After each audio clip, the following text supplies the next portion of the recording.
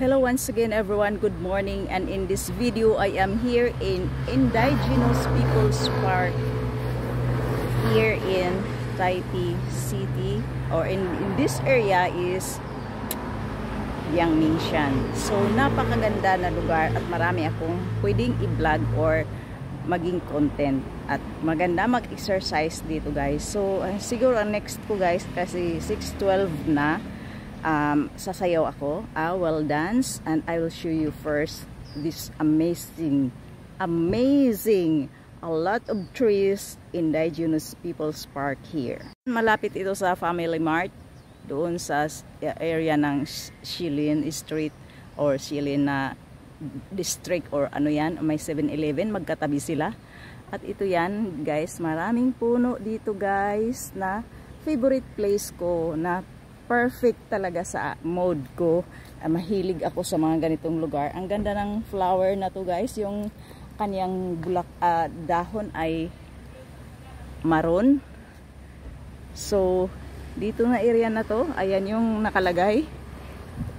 Ipabasa ko sa inyo guys, kasi hindi naman ako marunong bumasa ng Chinese. Ayan. Ayan, may mga nakaukit dyan. Hanggang doon. Ilan sila? 1, 2, 3, 4, 5, 6, 7, 8. Ay, hindi ko na magbilang. Basta marami guys. Taipei City Park Management Ordinance. Ayan. In Chinese. Ayan siya guys. Yung pangalan niya. Indigenous People's Park. So dahil 6:14 na guys, mag-start na ako gumawa ng content. Gusto ko ditong banda. Napakaganda.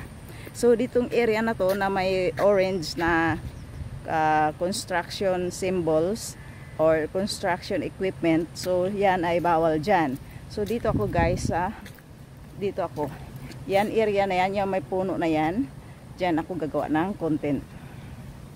So nung last time guys na nag-medical ako, dito akong banda, pakita ko sa inyo kung saan banda ako nung nag-medical ako, na habang ako nag-antay gumagawa ko din ng content.